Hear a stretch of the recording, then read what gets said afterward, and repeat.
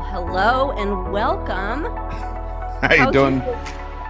I'm doing okay. How's your day going? You know what? Today's a good day. You and I were Yeah, talking before the show, a little bit of back pain, but today's a good day. just getting old thing is super fun. Super fun. I wanted to ask you something really quickly, not to have a big conversation about it, but I was curious because we had this conversation. What Yeah, is the deal with the Senate or the Congress trying to stop college athletes from making any money now with through endorsements? And they want them to become employees of the school and not make that extra money. that's ridiculous. So name, image, likeness is what athletes have fought for forever, and they finally have it. Okay, so Yeah, the well, they're trying to take quarterback. it away.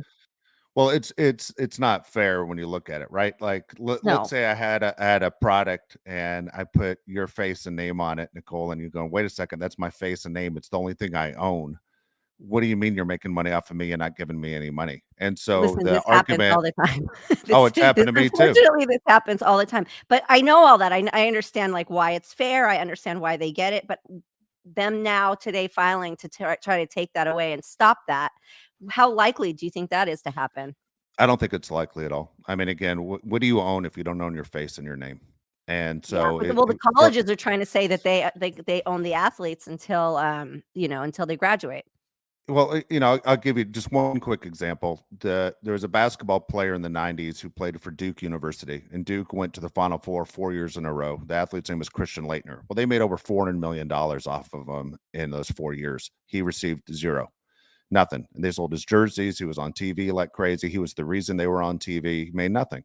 So the quarterback of USC right now is a guy named Caleb Williams who has made a ton of money, who says, I might not go pro next year because I make more money playing college than I do in the NFL. And so I'm Yeah. going to not only, he came out yesterday and said, not only do I want to choose what team do I go to, which you can't, but I also want whoever drafts me to give me partial ownership of the team.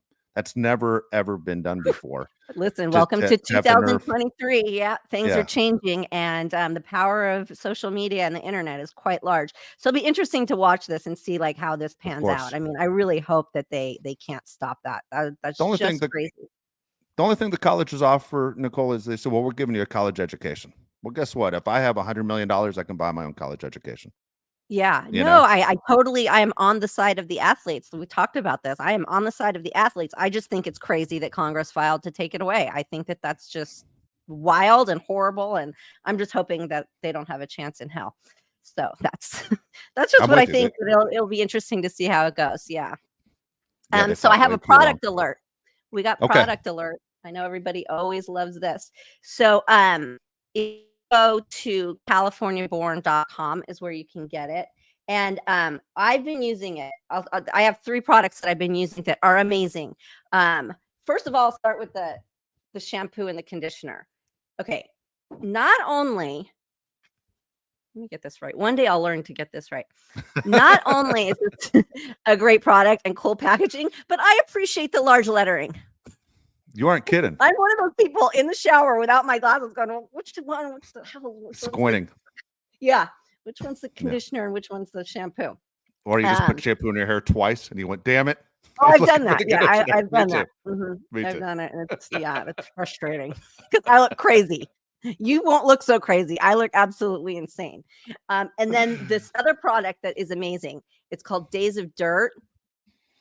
Okay, I have such fine hair and the older I get, it gets a little thinner too. So product really weighs me down and I've kind of just learned to deal with having flat thin hair in my like daily life because it is what it is. If I have an event or I go out, whatever, it's something different.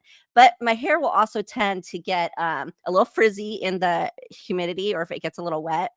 And also it doesn't like it doesn't have that nice PC waves to it. This was a game changer, and I need the smallest dab because again, I can't use a whole lot of product. This the smallest dab, and then all of these products smell like coconut, but not like that perfumey, sweet coconut. It's like it smells like you're at the beach. It smells like legit. Um, so I can't brag about it enough. They're all consciously created. You can get them on californiaborn.com. And not only is the creator of this, he is one of the biggest celebrity hairstylists in LA or around period. He also runs a foundation that is amazing. And I just wanted to bring him on as a guest today because I love everything he does so much. And he's just so great and he's such a good person. So let's bring on Jason Schneidman. What's up, guys? How are you? Good. How are you? Thanks for the pitch. Wow, that was huge. It was so good. And the smell is such a big deal. Like, smell is such a big deal. Like, my daughter, we're like in the store and she's like sniffing everyone, like, oh my God, pick one. They all smell good. Just pick one. Nope. It's like, everybody's very particular about that. So, well, I made these products with love, and I worked with a chemist locally here in Southern California. And a lot of the chemists who make hair products don't do hair, so they have no clue. So it would get sent back to me, and then I would work with the guy, and I'd be like, less sticky, and he would not make it less sticky. It would still be sticky. So I was like, no sticky. And then I started becoming the chemist and mixing them together. And then I was like, what is wrong with it? And I was like, it's clumpy. How do I explain this to the guy? And I rubbed it on a window and I'm like, make it look like, that Christmas snow, and call me back when you get that right. So I was really hands-on with it. And the scent's important to me because I wanted to smell like that copper tone or Hawaiian tropics type beachy smell. And so we nailed that. And then, I've been doing hair forever, and I would just go through the salon and test it on all the big hairstylists that I worked with. I worked with like the top stylist at Chris McMillan. I've been in Beverly Hills for 20 years and trained under Chris, and he does Jennifer Aniston's hair. And then I started just doing all guys' hair. And so I worked on that for a while, but these products are for everyone. It's quality safe, it's color safe, sulfate free. And the best thing is part of the proceeds goes to help get people off the streets and drugs and alcohol. And I'm kind of taking the lead of Paul Mitchell in a sense, because they help so many people with their foundation, and they're just the biggest philanthropy in the hair industry. So those are my mentors. And, I got sober 19 years ago, and I was taught I have to give it away to keep it, my sobriety. So how all this started was I got sober and I started doing celebrities, and then I was trying to maintain my sobriety. And then I realized I could do both. I could help people and do hair. So I went out on the street and started cutting people's hair. And I'm sure you guys have seen the videos. They've gone viral, and it's been really amazing. But I'll shut up. Go ahead. Everybody, yes, please go. It's he's at the Men's Groomer I'm giving away your email. The Men's Groomer on Instagram. It is. Yep. It will not disappoint. It's such a variety of. He does. First of all, he does the coolest hair. It is the coolest hair always, and his style of doing it is so fun to watch. And then he's done every celebrity. You name a celebrity, he's done them. It's kind of amazing. So he goes on the street and picks somebody and gives them like the haircut of a lifetime, and then talks to them about getting sober. And if they agree, you help them out, right? Isn't that like you drive them there? And I mean, I got chills right now talking about it. It's like, It's not talk. It's not just going out there and saying you should get sober. It's not about just going out there and making them feel good for the day. It's this whole package of just like beautifulness. Thank you. Yeah, it started off with just a haircut. And then I was like, in sobriety, I find that it's not enough to talk. I have to do. And so it drove me to be like, okay, well, now I'm doing a haircut. Now what else? You know what I mean? And there's no resources for people if they want to get sober.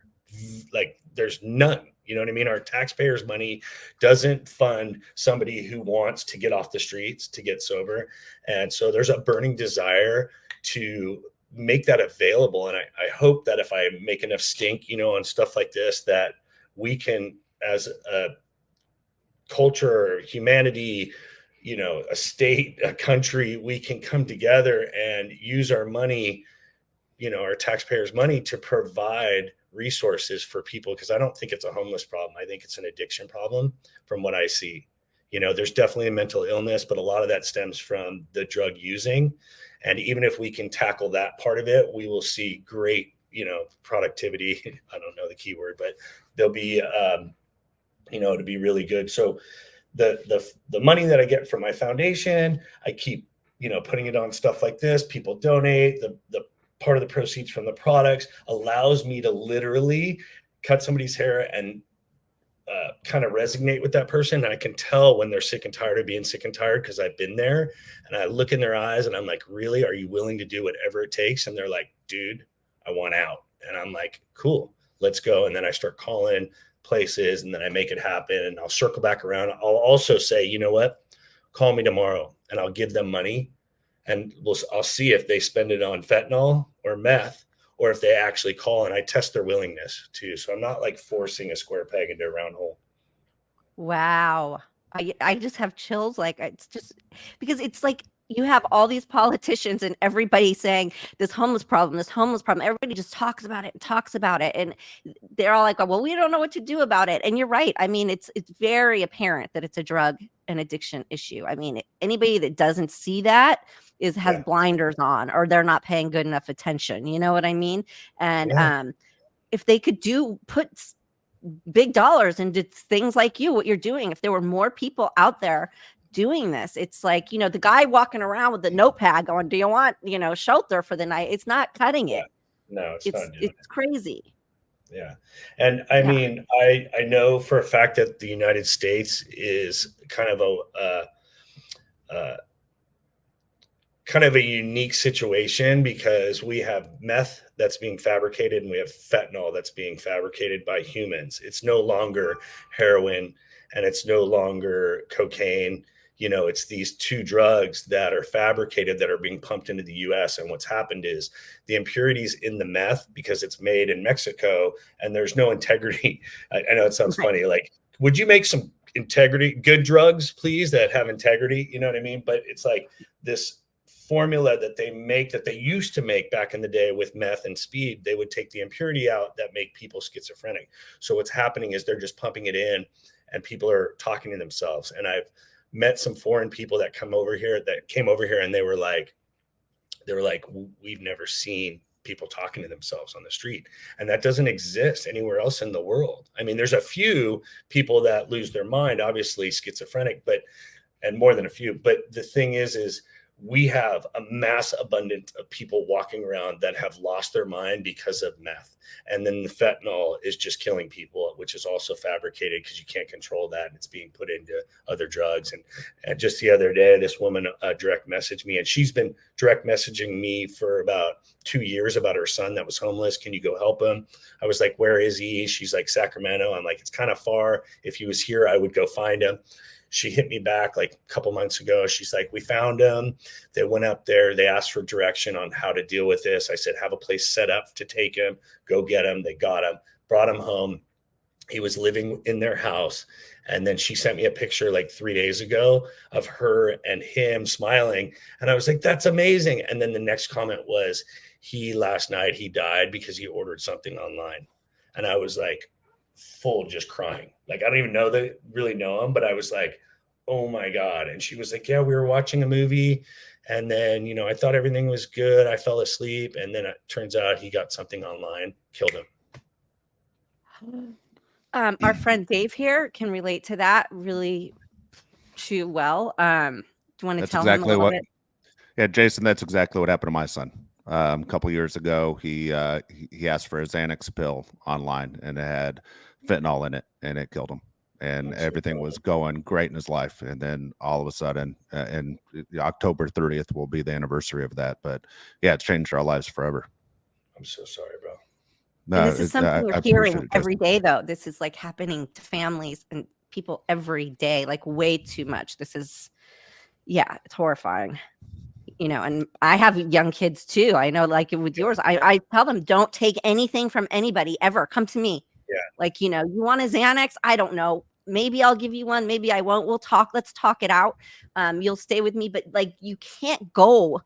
I'm not saying I'm going to give my kids drugs. I don't mean it to sound like that, but kids sometimes need to experiment, and they're going to go against the norm. And we just had Seth Binzer on here last week, and he was talking about, or the week before, I know he was Seth. talking.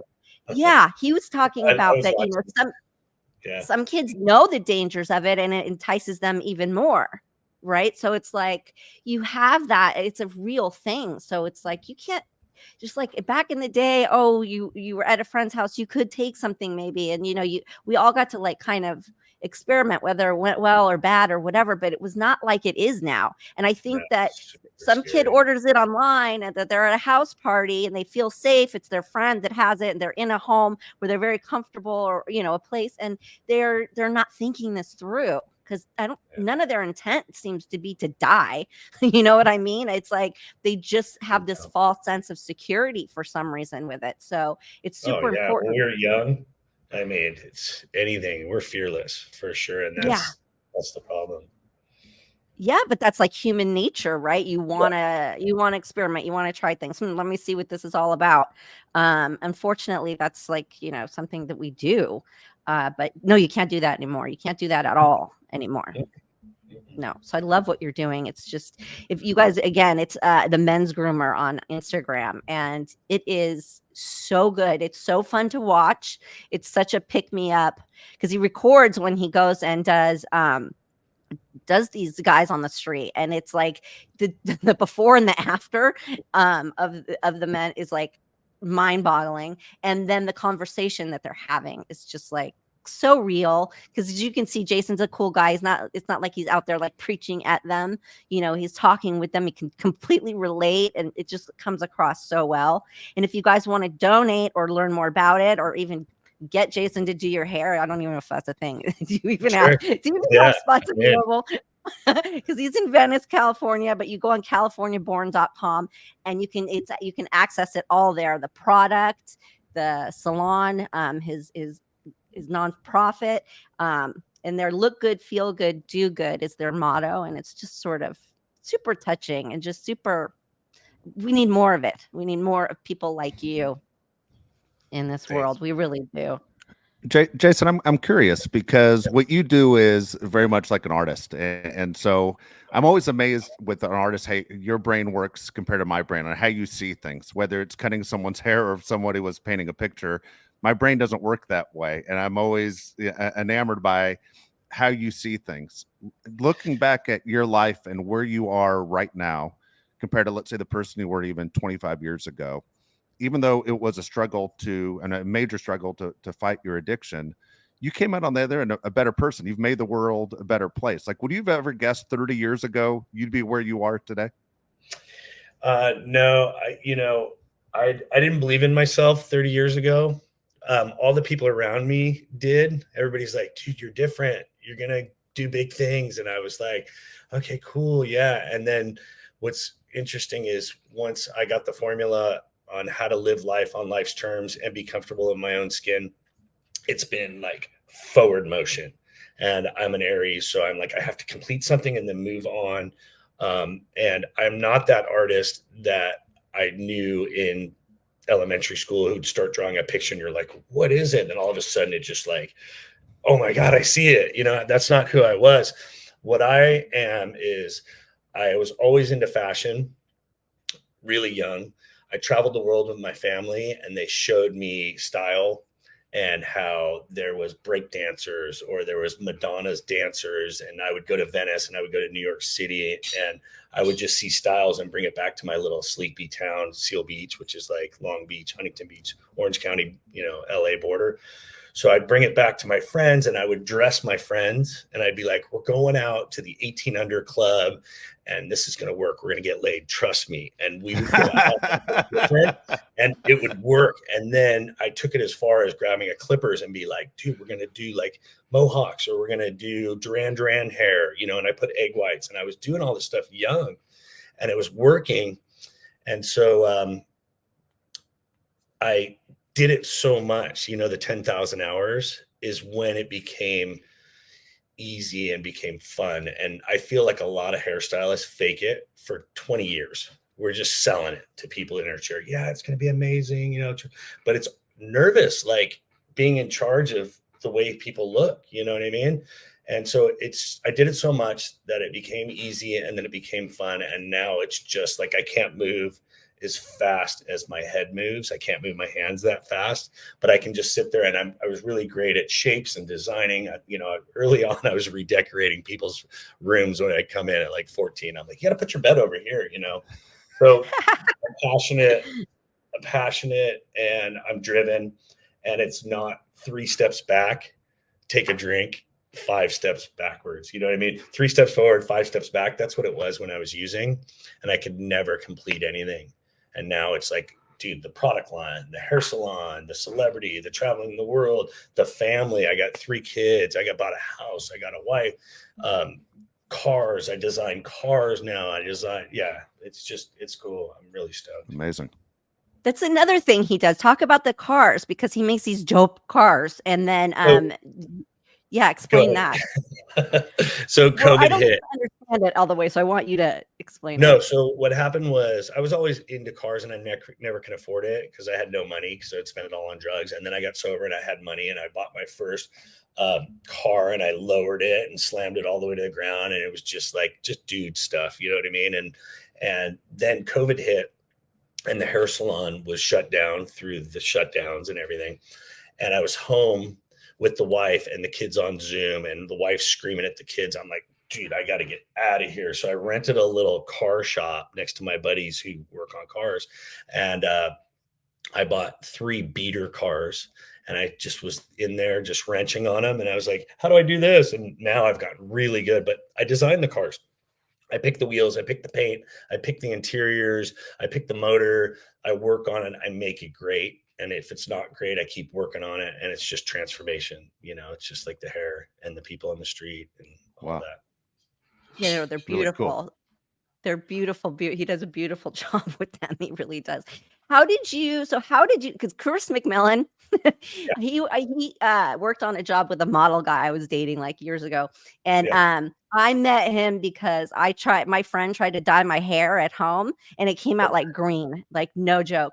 And Chris came over to my place at night and was like, we got to fix this, and fixed my hair, and then talked me back to going blonde, and then chopped it all off. And he was just so great. And obviously he is who he is now, and you're on par. And it's like, how did you guys meet, and how did all of that happen? So that's a great story, and I'm going to make it short and sweet. So I was at meetings of recovery, and I was working with somebody who was helping me with my sobriety.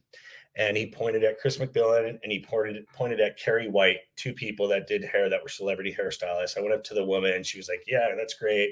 I was like, I want to come work for you. And then I went up to Chris, and he was like, you're kind of cute. I was like, oh, I might have an in here. And so then he's like, get some time, come back and talk to me. I got 6 months of sobriety. I came back, and I didn't pick up a scissor or anything for a year. I did shampoos, and my life was great. I had 13 months of sobriety, working there, being around people that are doing the deal. He's sober, and so, and then he left to go do a movie with Jennifer Aniston, and I was just back to my old ways. I ended up hanging out with the guys on Sunset Boulevard who worked at Giuseppe Franco, and they were all fucking like Mickey Rourke, gnarly partiers. And I was like, I'll show you how it's done. And so I started partying again. Within 3 months, I was cracked out, homeless, 130 pounds.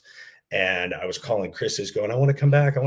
And they're like, sorry, got nothing. And then I got a call from the receptionist, said that Chris's assistant sick. He had come back to the salon. We need you at 7:45 in the morning. Can you be here Monday morning? Absolutely. Sunday night, I was smoking meth and crack till 6 in the morning. I took a bus home to get to my house to change, to get ready for work. Got in the shower, was completely cracked out, jaw going, tongue cut up, got a taxi, 2 cigarettes in my ear, pull up to Chris's salon. The manager is tatted down, and Chris, they were both standing in the doorway, and they're both sober. I came walking up, and they were like, oh my God, dude. And I hadn't seen him in a year. They're like, where's the rest of you? Oh my God, when was the last time you ate? They're like, get him a breakfast burrito. And Chris was also a crackhead. And Chris was like, dude, when was the last time you took a hit? Because he wanted to know, when was the last time?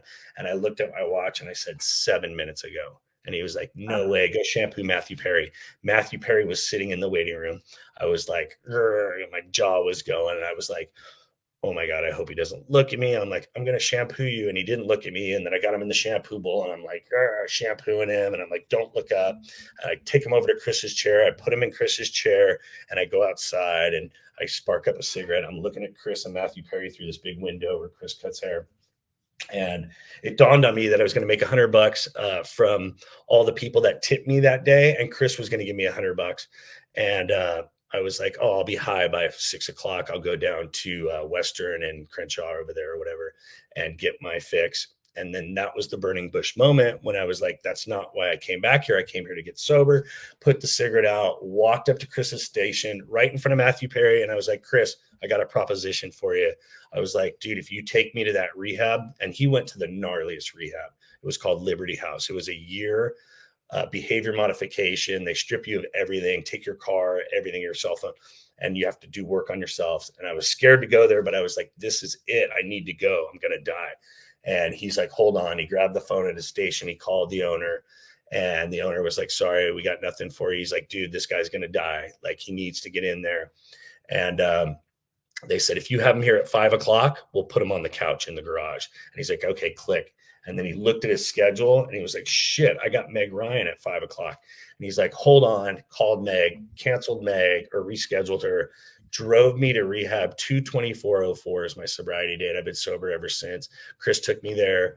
I lived there for 13 months. I paid off the money to Chris that he put up. He paid for my first month and been sober ever since. And they let me go work at Chris's in a little bit. And then some people left and opened another salon, Andy LeComp and all these people. And so there was a spot that opened and he's like, what do you think? And I went in there and just killed it. And I'd been doing men's hair forever. So that's my story. Wow. I've never had chills so many times and so much in one in one whole conversation. I mean, you really yeah, you are special. What a story. You know, and it's like it's the honesty of it too. It's like the honesty of it, the bravery of it, the camaraderie of it all. It's so moving.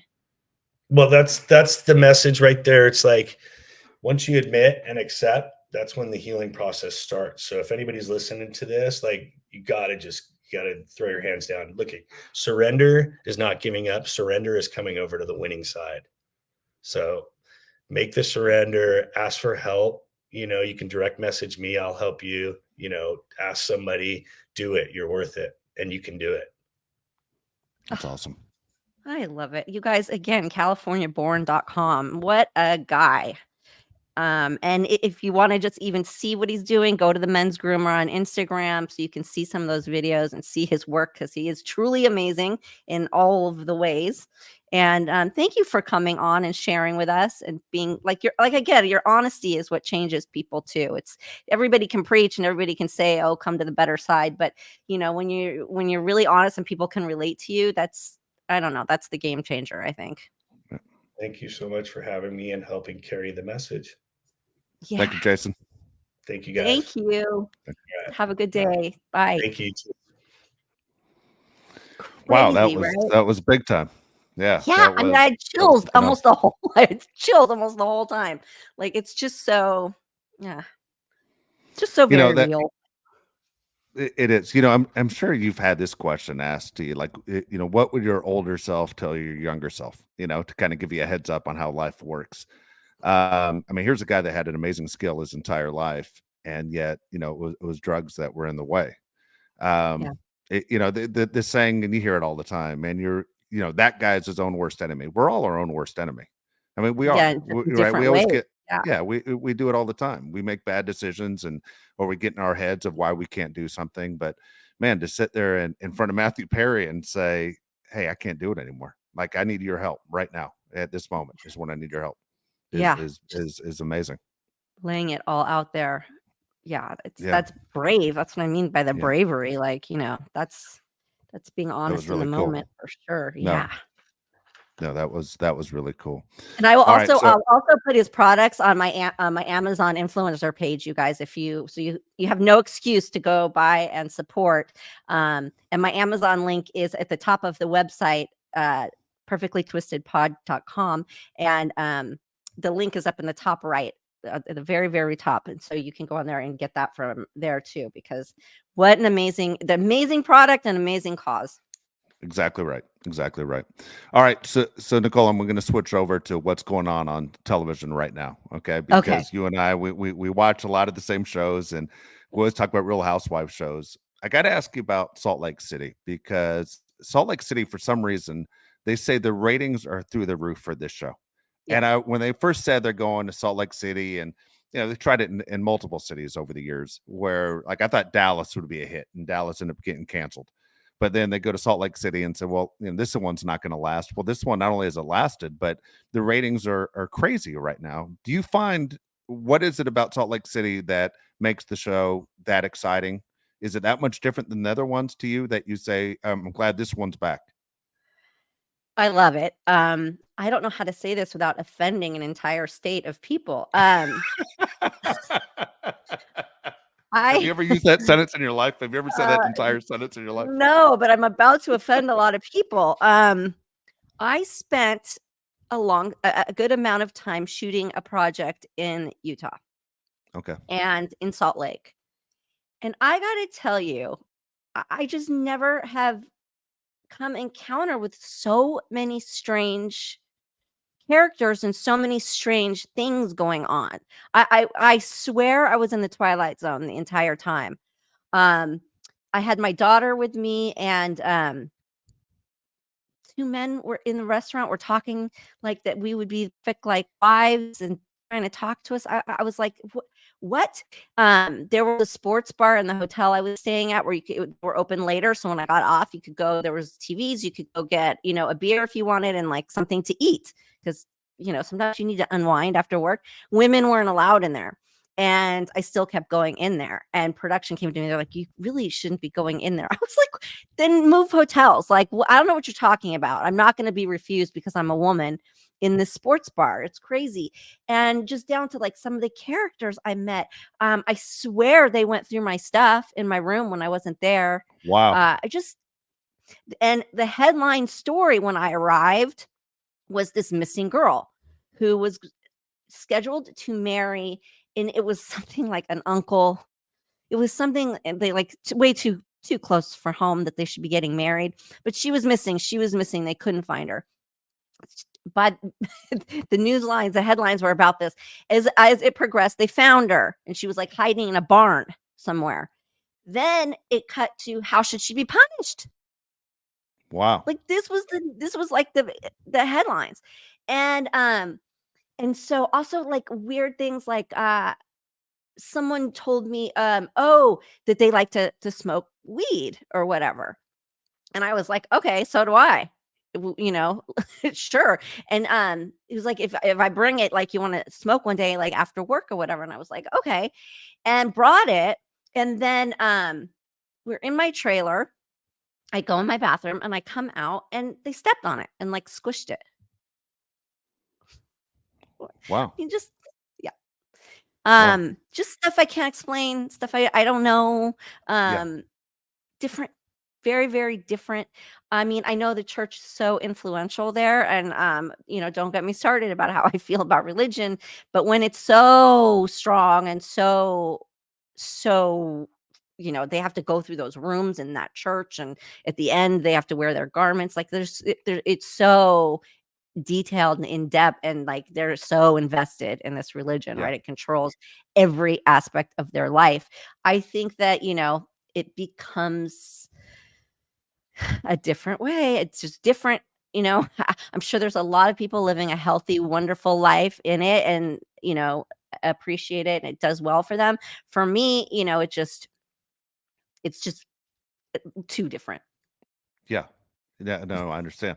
So when you watch the show, I knew there were You- going to be kooky characters, right? So Yeah. like Oh, yeah, there Mary is are. a perfect example. Mary is a perfect example of what I'm talking about, where you can't quite put your finger on the strangeness or the awkwardness. It's sort of like, what is this? And she runs a church. Yeah. It's just, and then the other gals who grew up that way but got out of it, or the ones who kind of say they're still with it, but they're not really. They own alcohol companies, all of it, all is that same thing of like what I'm talking about. It's like you don't know what's up and what's down, and you don't know what's real and what's not. So I think that really works for this kind of format of a TV show. I don't know. Yeah, it is. They're all It very is working. strange. They're It all is super working. hypocritical. They're all super Yeah. hypocritical and strange, but fun, and you're kind of rooting for them. And then there's all this glamour. They all are into this glam in the middle of Utah. It's just and then they have the Sundance aspect of it, because it's a very trendy spot. It's a place to go. I've been. It was so much fun. So then they have that really kind of LA networky, industry vibe. And so it just makes for this like perfect storm. I feel like it's just like this perfect, it's just enough of all the weirdness that it just works. So And I for love people it. who I think don't, huh? yeah, What? no, I'm with you. But for people who don't watch the show, there was a character on the show a year ago who literally went to prison right in front of us for like 11 years. And I mean, that was wild to watch. But I thought, okay, once that's over, the ratings might slip. But no, the ratings have been fantastic.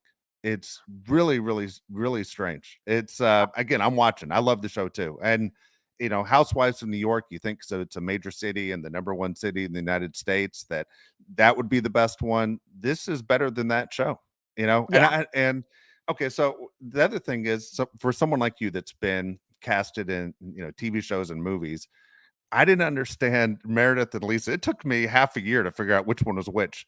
Like, it seems Yeah. strange that you would cast two people that look so similar. I'm I like, all right, know. is that Meredith or is that Lisa? Like, I was completely confused. And even now, I think I got to catch myself every week on who I'm looking Now at. I completely can tell them apart, completely. But in the beginning, yeah, I had the same thought. I was like, how did they just do this to us? These Yes. two women look exactly the same. How I am so confused on who is who. But once their personality started, like once I because sometimes it takes a while. It takes a while to get to know who these people are. Now I don't think they look alike at all. But yeah, I didn't know which was which in the beginning. So that is funny. know. Are you excited about Beverly Hills coming back? I am. I'm Me really too. excited. But I got to tell you something funny about it is I saw the commercial on TV and I didn't have my glasses on.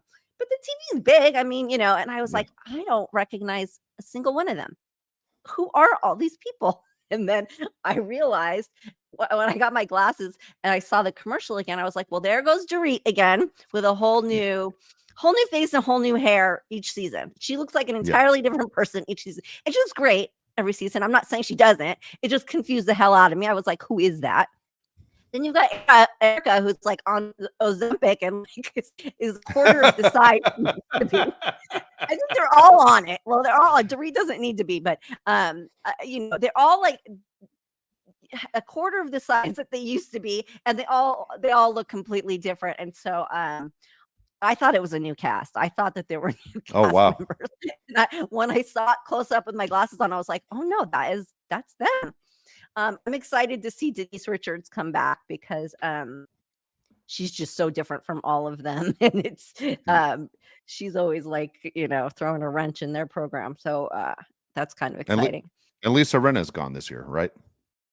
Yeah, which I'm not upset about because I felt like, as much as I do like her, and I'm sure in real life she's perfectly wonderful, but she was mean girl. She was getting kind of mean girl there. And I think she was going through a lot. She lost her mother, and anybody that has lost a parent, it can be so devastating and make you, act a certain way. So she probably needs time to like heal and mourn and all of that because but yeah, she was just acting out a lot, I thought, and it wasn't fun. Yeah, no, I'm looking forward to it. It's always one of those where, because it was like I was born in LA, you were born in LA. It's the one closest to where we lived, right? So for me, I'm always, people are, how do you watch this stuff? I said, look, if there was a TV show about your neighborhood, you would 100% be watching too. Yeah, and then now I of find course. myself watching, all of them, but I guess I don't have an excuse anymore. I am Well, watching Orange that. County was the first one. So Orange County was Yeah. the first. Yeah, I I was watching up that. being from Orange County, right? I Yeah. was like, whoa, Yeah. what? What is this And I was show? like, So that's what yeah, got me. I've been to Orange County a bunch of times. Of course I'm watching. But now Yeah. there's no excuse. I'm watching like Southern Charm. I'm watching all of them. It just my DVR is ridiculous. When anyone comes to the house and they go, "Let me see your remote," like a buddy of mine who wants to see what football game's on, and they hit the wrong button, and then they see my list of All the everything I've house. recorded, they just stare at me. What's wrong with you? I go, Yeah. a lot. A lot is wrong with me. I don't know what to A tell lot you. of what was Yeah. your first clue? But they have that show House of Villains. It's really good. It's just started. I'm watching that. Super cheesy, but it's all people we know and love from the past of being villains. Um, I'm also watching The Golden Bachelor. Yes. Have you seen any of that? You know what? Okay, now this makes me sound even worse than I did a second ago. I started watching it. Now, look, I haven't watched The Bachelor in years. Like, I just straight out didn't care. If they weren't going to get married in real life at the end, and these guys I always felt were using it to become extremely popular across the country to dump out of the show and then, sleep with as many girls as they can after they do the show because everyone knows Yeah. who they are. I was done with that show. The Golden Bachelor, I started watching, and then my wife walked in the room and goes, "What are we watching?" And she sat down for 3 minutes and goes, "Change this. I don't want to watch it." And so she wouldn't watch it, but I wanted to watch it. And so it's one of those where I probably should DVR it, but I haven't done it yet. But I was into the You show. can. I was 100% in. It's only 3 episodes in. It's really very different than the other Bachelors, Yeah, and I think it rated the highest of any Bachelor that's what I franchise, heard. anything, it's getting the highest ratings, but it's something about the way people act differently at this stage in their life. They're all, like, supportive of each other. He's really nice to all of them. You can tell, like, the genuineness of it all is Yeah, something we haven't seen before, because I agree with you. It's like, how many girls can I sleep with, in this entire cast? And then how many can I sleep with, in the whole entire Bachelor Nation exactly. and out in real life? Yeah, that's a rough one for me. But yeah, I felt like they were all wasting my time. But this one, it's like it's genuine. It's really cute. So I All right, I'll like go it. back to it. I'll Yeah. I'll definitely go back to it. I'll do it. It's it's funny. My one of my closest friends, his sister lives in the house next to the bachelor house. Oh And God, so that's and I annoying, was huh? like, yeah, I'm like, what is the traffic like then? And then all the lights that come with it All the and the lights, trucks. And I'm like, oh my gosh, it must be a terrible neighbor to have to go. This, all this the is yelling not and this. screaming. Yeah, Yeah, the this is crying. not fun. This is not good. Yeah, it always makes me laugh that his sister lives right next to that house. All right, let's get to your mailbag. Again, Nicole's mailbag, perfectlytwistedpod.com. You want to ask Nicole a question. So many of you have been fantastic in writing in questions for the show. I enjoy it. There's always something about Nicole that I didn't know about that you were getting the answers to. So we'll start off with Karu. And Karu says, what are 3 things that you have to do every day? 3 is a lot. Well, I mean, I hate to be super boring, but every day I have to. Is this for fun or things like in my life I have to do, or we don't know? It's up to you. I mean, I have to get up early in the morning, which is a bummer sometimes. I have to get up. I have to spend about a half an hour waking up a little tween. Um, I have to make lunch, and I have to get my kid to school. Um, most things are, I have to do emails and work on the podcast and work on networking and, figuring out life. I have to go on walks and get out of all of that and get my head clear. And I have to make dinner. These are Those are half days. non-negotiables. Okay. Yeah. I'm just gonna break it down to the non-negotiables. Like, a day doesn't happen without me doing those things. Just curious, when you go walking, what do you listen to? I assume you listen to something? Different. Okay. Different. I am so random with that because it just depends on my mood. So, but I can't seem to find, like, see, like, I like my iTunes library because Yeah. it's all songs I love. I have a hard time, and I don't have the patience to sit and make playlists on Spotify or iHeart or all of those things. So I just try to find channels that I Yeah. like, and and sometimes it's great and it really works, and then sometimes I'm like, every 5 seconds, every time a song comes on, I'm like switching it. But so that's hit or miss. But it depends. It honestly depends on my mood. Do you use that time at all to, like, when I drive, it's always my catch up time on the phone of someone I haven't talked to in a while. And so when I drive, that's my move. So when you walk, you don't say, I'm just going to call someone to see how they're doing or catch up. No, I don't No. ever call anybody to. I hate the phone. I will text you. I will text you and check up on you, and I will text you and ask if you want to go to dinner or go to coffee or hang out. I'm not for picking up the phone and having a conversation on the phone. They always take too long. And no, and that's my quiet time. That's my time Yeah. to kind of just zone out and appreciate like nature, appreciate being outside, try to appreciate life, and have all my gratitude. That's what I try to make my walks about. Good deal. I was thinking when Jason was saying how, there are people who are schizophrenic walking around talking to themselves. When you remember Everybody with the earpods. yeah, right. All of us sitting there walking around and I always laugh. I said, if it was like a time travel and you put us in the 70s and we have this, look, that guy's insane, because Yeah. we do it all the time. We walk around and whether it's, the AirPods or Bluetooth, whatever you're using. Yeah, it looks like you're crazy just talking to yourself. See, I don't take the calls unless it's business, then Yeah. I take the calls, but it took me a long time to get used to that people were on the phone through their earpods because it's Yeah. something I would never do, right? It was something that it took me a long time to get around to doing. Because usually I also like to have the conversations in private. I don't want everybody hearing what I'm saying. But it took me a very long time to get used to people that they weren't talking to themselves. I was always like side-eyeing them. Like, they don't look homeless. But yeah. All right, That's a next tough one. question. This is one of my favorite questions to almost anybody, not just you, but almost anybody is, who is the most well-known person in your phone contacts? Oh, without a doubt, it would have to be David Hasselhoff. mean- That's awesome. There you go. Who does not on this earth does not know who David Hasselhoff is? So yeah. Oh, that is that Hoff. is funny. That is funny. Mine is, by the way, Shaq. I have a bunch of them, but Shaquille O'Neal's my number one. Oh, that's a good one. And That's a so, good but I got the number by accident. He was hitting on a girl that used to work for me, and she panicked and gave him my phone number, and he Oh. started calling me. So my phone would ring like 2, 3 in the morning all the time. And then my wife would say, For "Who the hell's booty calling call? you?" And I'd look at the phone. Yeah, I'd look at the phone and it would just say Shaq. I go, "Shaq's calling." She was like, "Sure he is." And I'm like, "No, Shaq's calling right now." But yeah, she panicked and gave him my number, and so I have his number in my phone. So he didn't mean Do to you give ever it to like me. I pick just up the phone and talk to him? No. What am I going to Oh, say? so Yeah, this what is am I? like you have his number by accident. yeah. Yeah. Oh yeah. Now I have a bunch of other guys that are famous too, but not like Shaq. But that's that always makes me laugh that I have Shaq's phone number in the phone. All right, here we go. Question number 3. 3 must-haves you have to have in your refrigerator. Oh, you would laugh if you saw my refrigerator. It's all different kinds of fruit. It's like these big containers of fruit. Me and my daughter just eat a ton. So you've got the things of melons, you got the things of pineapples, you got the strawberries and the blueberries. Love it. Yeah. So fruit for sure. It's packed in there.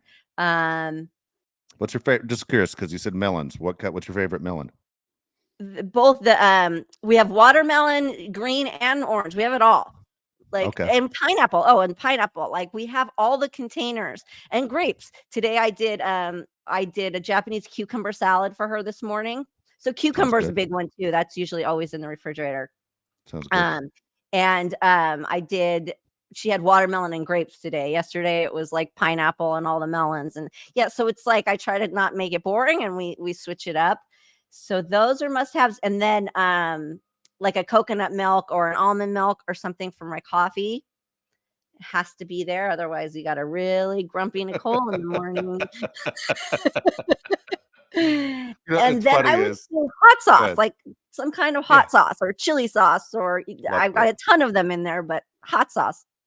There you go. Yeah, the reason I asked you about the melon, I'm a big fruit person also, but the reason I asked you about the melons is I love cantaloupe. Honeydew, it should be honey don't because it's hit and miss. Like there's nothing worse than getting something. Well, if it's good, but otherwise, like 50% of them have no flavor, and I'm like, what the hell? Like I get all excited, and then I'm like, I can't taste It's it. not quite ripe yet. It's still like Yeah. it's an unripe one. Yeah. Well, Damn it. fruit's weird like that, right? Like you can't Yeah. bite into an unripe peach. It's No. gross. But a perfectly ripe peach, you're in heaven. Yeah. Exactly. Exactly Well, right. it's All like right. our Question. bananas. We can't have a yellow banana in the house. The Keegan's like, No. they're garbage. I'm like, I know, but they just turned yellow. Nope, they got to be green. They got to be green. It's a whole I'm with your different fruit, daughter. Mom. That's a whole different fruit. I'm Okay. with her. I'm with her on Yeah, that. me too. What is Me your too. ask when filming on location? Um, ooh, usually I tend to, especially if my kids are traveling with me, I need to stay like in a home environment, not a hotel, unless Yeah. the hotel like has a kitchen, because they need to have like, can you imagine? And when I was younger, I used to do this. Can you imagine ordering room service for every meal? Like you would No. owe more money than what you made. Um, so I always, and just because I want them to have healthy snacks on hand and stuff like that. So I guess it's like where I stay, it needs to be homey with a kitchen and, Yep. refrigerator and oven and all that kind of deal. That's interesting. For some reason, I always thought they would just cover the food, but I guess not. No, Right? I mean, I had no idea. That's no, they don't interesting. cover the incidentals on your but you do get like per diem, so you do get cash every day. So if you want to go out and eat and everything, but if I'm traveling or if I'm on set and I'm working all day, they're with a nanny, it's just better if they can have at least a couple meals at home, in Yeah. quotes, and then maybe we can go eat when I get out or something like that. But you know, kids like to snack and graze all day. You got to have Exactly it right. set up. Exactly right. All right. Last question. This one's from Nancy.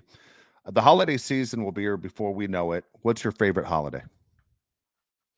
Well, ironically, I think Halloween. I think Halloween is what I get the most excited about. So And does my sister. so do my kids. Yeah, we all are just Halloween junkies. My house has been decorated for like I think since October 1st. And Yeah. I had it all ready to go at the end of November. And I was like, do I? Do I not? Do I not? And then like we were driving down the street and our neighbors had all their whole outside decorated everything, and it was still November. And Keegan goes, I'm proud of them. I'm proud of them. Do you remember So as that's being a kid what you dressed up as for Halloween? Like what stands out to you that you go, what's your memory? um I had a lot of them, but as a kid, I was Miss Piggy one year. No way. And it's still when you only could get those hard plastic masks. Yeah. So it was like a hard plastic mask with the rubber band that went Rubber band around it, behind your and like head. it had some fake hair. But my mom made me a purple like little gown, and I mean it must have taken my mom the whole year to do it because she wasn't very domestic, and but she pulled it off somehow, and she made this like. She might have snuck over to my aunt's, who was a seamstress. Now that I think about it, this is a possibility. She could have snuck off to my aunt who lived nearby and got some help. But and no, I loved it. I thought it was so because I loved Miss Piggy. I loved the Muppets. So That's awesome. yeah. That's funny. Remember you take that mask off, your face would be all sweaty. And you're Yeah, like, and that rubber or band always made your head itch. I hated that, but I remember the whole thing. I think it and was the Darth mouth Vader was with like that guy rubbing you mask. raw. Yeah, Yeah, like, you couldn't breathe, it's true. slobbering. By What was your favorite? the one that I always remember was I was Gene Simmons. I had to put the makeup on myself, like did the white face and and it didn't look anything like Gene Simmons. It looked like if Gene Simmons had someone with palsy put his makeup on. It looked nothing. It wasn't sharp at all.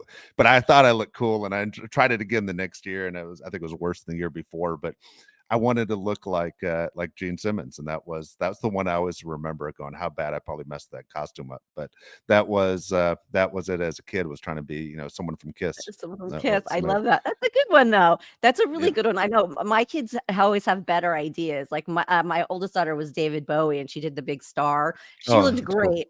I think I do better with my kids' costumes, and they're more creative. Me, I always as I got older, I always wanted to be something dead. I always pull out the bride dress and pour blood all over myself and do dead makeup. I always like the dead thing. You could be a cheerleader, but it needed to be a dead one. I one time one time, me and my daughter's father, we really offended some people one year, and we were a nun and a priest, Okay. and he had slit my throat, so like I had a Oh I was boy. a nun with a slit throat, and he was like had a bloody knife. Oh boy. You know, I like to do things that are, you know, the opposite. So like, I always want them to be dead. I don't know, but my kids don't. They're not so into the gore like I am. Oh my gosh. That's the one thing when I lived in LA and I lived in Nashville, Tennessee growing up. And when I lived in Nashville, my neighbor was Crystal Gale, the country Oh singer. yeah. Uh-huh. And she always gave us these giant candy bars, two of them. And like the kind that you look at and goes, wait, they actually make candy bars that big? You look at your parents like, are we buying this? And I was always, no, we're not buying that. But she always gave every kid two of those giant candy bars. Like the family And so, size. yeah. And because the properties were so big, we all lived on like 6 acres. It was trick or treating, took forever. But it was worth it going to her house. It was like, don't go next door because the lady's going to give you a goddamn apple. But if you could make it to Crystal Gale's house, she was going to give you two of those giant candy bars. And so she always took care of you. That was cool. That was pretty cool. She was a like lot. enough for the whole block. Yeah. Yeah. You know who Yeah. was big here in Toluca Lake was Rick Dees always gave out big candy bars. He was known in Toluca Lake for Really? the big candy bars. Yeah, I remember Oh, that's that. cool. So yeah. That is too funny. Yeah. That's too funny. All right, that's it. That's all 5 questions right there. Woo, Knocked 'em well, out. thanks for the questions, guys. It's fun. It makes me think because it's things I don't normally think about. There you go. So Okay, again, well, we will Nicole's see you guys. mailbag, though it's on Perfectly Twisted Pod. So again, please write in right there to the mailbag, and we'll try and get your question on there. Yes, and I love them. Keep them coming. And thanks, guys. Don't forget to subscribe to us, leave us a comment, rate us. We love you. See you next week.